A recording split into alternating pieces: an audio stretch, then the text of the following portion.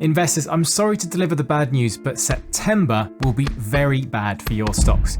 This isn't because of the high levels of inflation, the energy crisis across Europe, central banks raising interest rates, or even the crazy amount of Chinese market crash videos on YouTube. Where did they all come from? It's actually something a lot less exciting than that, and here's why. September has historically been the absolute worst month for stock market returns.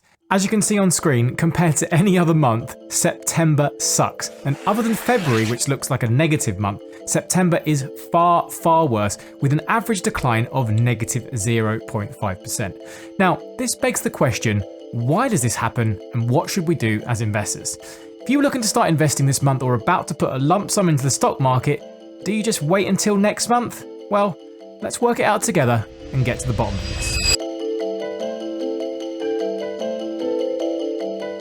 So apparently this is known as the September effect, quite the original name for it, and investors have apparently known about this for some time. The theory says that September is the month that many investors come back from their lovely summer holidays, probably somewhere in the Hamptons or the Bahamas. They're now a little bit hungover, a little bit annoyed that they have to go back to work and come back, and realizing that they've actually got to make a lot of money again because they've just spent a small fortune. So they go back to their trading desks, look at their portfolios, which hopefully isn't all meme stocks, and they start to trim a bit here and there, taking some profits along the way. Also, another speculation is that these high-flying money managers also have to pay money for school fees, all for their little ones, as well as buying back-to-school items. I'm not sure how true this one is, but I'm sure that the cost of these little plastic see-through pencil cases have definitely come up a lot with inflation. Also, apparently it's the start of mutual fund selling season when managers are looking to pay some of their distributions to their investors. So they've also got to find somewhere else to get some cash, which means again that they're going to need to sell some of their holdings. Okay, so it seems like a simple open and shut case, this one then. If September is always a bad month, then just sit this one out and wait until October or November, right? Or just sit tight and sell out and buy back in because that's how it works. Not so fast, everyone. As you know, the stock market has a mind of its own. You see, the issue with trying to predict where the stock market is going to move in the short term and basing that on looking at historical data is, in the kindest possible words, completely stupid. Any patterns that you see or you think you see that you can take advantage of that happen every time will very, very quickly get pushed out of the market. Let's take this one as an example. If every trader and investor knows that September has historically been the worst month to invest, what do you think the many smart traders might start to do? Well, they'll probably want to try and get ahead of it. Now, while they're sunning themselves on a beach somewhere in August, maybe they'll start to put in their sell orders early, making themselves a nice profit. Feeling smug, they'll close their laptops and order another drink from the bartender. However, across the pool, another trader has an even better idea. He knows that some people are looking to use August as a time to sell because they've heard that September is the worst month in the stock market history. Well, he's already submitted his sell orders before he even arrives. He was so early, he's already fallen asleep on the sun lounger. Now, do you see where we're going with this one? If there was any pattern or anything that could be easily predicted in the workings of the stock market, the profits of the trade will disappear as the market, or more importantly, the actors in the market, people like you, me, the money managers and everyone else, will all try to compete for those profits and end up wiping it out. Also, remember how we've said that patterns and data looking back at the stock market can't be trusted to predict the future? Well, this is exactly the same for this statistic as well.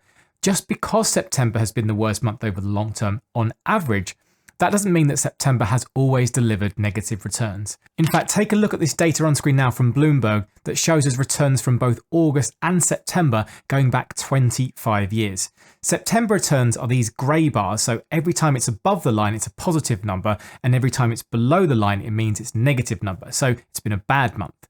If we count every time the grey bar has had a positive month out of those 25 years, we actually get 13 times. So 13 times out of 25 years, September has actually given us positive returns. So that's just over 50%, pretty much the flip of a coin if you were trying to work out whether it's going to be a good or a bad month.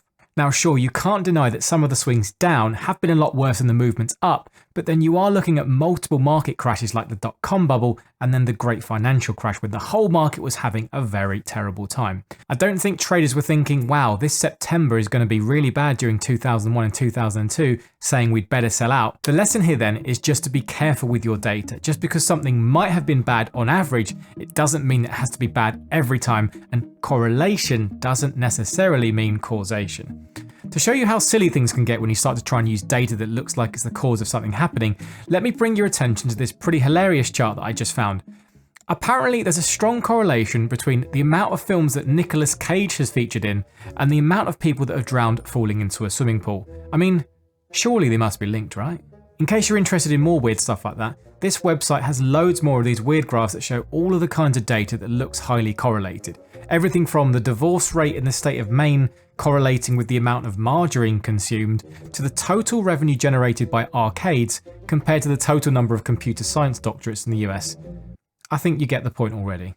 Hey, if you are enjoying the video and can't believe I've managed to sneak Nicolas Cage into an investing channel, please do me a huge favour, hit that like button for me and subscribe too. It's free and it really helps out small channels like mine. And with that now done, thanks very much and let's get back on track. So where does that leave us as regular investors, and what are we going to do about all of this great insider knowledge now? Do we hold more cash and not make our monthly investment into the stock market, or do we sell everything and expect to buy back in later? At the moment, there seems to be a lot of news out there that would suggest that something bad in the stock market must be about to happen soon, right? As I mentioned at the start of the video, we've got an energy crisis here in Europe with the cost of fuel for homes and businesses going up multiple times just in time for a very brutal winter. Countries like Germany, who rely so much on Russian imported gas, are potentially going to have huge issues keeping the lights on for the rest of the year.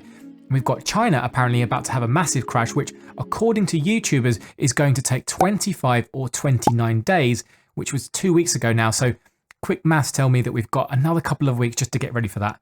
Don't worry, guys. Also, we're still in the grips of an inflationary crisis where the prices of goods and services have gone through the roof for many of us, with us here in the UK potentially bracing ourselves for more than 20% inflation if a recent report from Goldman Sachs is anything to worry about. They're predicting that if energy prices keep rising, we could be facing some of the worst inflation across the Eurozone and enter into a recession very soon. And if all of that wasn't enough to look forward to, the power of the rising dollar, which sounds good if you're based in the US, could be the downfall of many countries across the world as they have to pay more and more of their local currencies to pay for those imported goods that they desperately rely on. You know, I really miss those days where you could get $2 for every pound. I remember being on holiday in the States and looking at the price of anything and just cutting it in half to get the exchange rate. Ah, those were the days. Okay, enough doom and gloom. What can we actually do about it? Well, in a strange turn of events, I'd say that most of you should be welcoming pretty much any talk of a market downturn and any opportunity to get the lower prices, especially if you're in the majority of my audience who are either starting to invest or in the process of building up your investment portfolio. Unless you actually need to sell your investments, or you might be unfortunate enough to have your job at risk, most of us really shouldn't care about any downturns and take advantage of them as more opportunities to lower our average cost, which in the long term will mean that we'll benefit. If, like me, you invest regularly, the price you pay in the stock market will vary at any time. Sometimes it might look expensive and sometimes it might look cheap, but every time we invest, we know that it's not likely going to be the only chance we ever get. If we invest regularly, then we always get more chances to put in our money and get it working for us. And whether that's in stocks that you like or just buying low-cost index funds, if you keep buying that over long periods of time, things get better and better for you. Here's something that I've always liked to remind myself of when things are looking red in the stock market and I'm getting a bit worried. If you look back at the returns of the stock market, take the S&P 500 as our benchmark, there's never been a 20-year period where you could have lost money in the stock market. If you have a look at this chart on screen, you'll see that the longer you invest, the greater your chance of making money, rather than just doing things in the short term where the risk is a lot higher. In fact, even a period shorter of 15 years also shows the same effects, and even in the absolute worst case scenario, you still come out on top. Now, sure, we'd have to consider inflation and we need to consider dollar cost averaging, but you get the point here.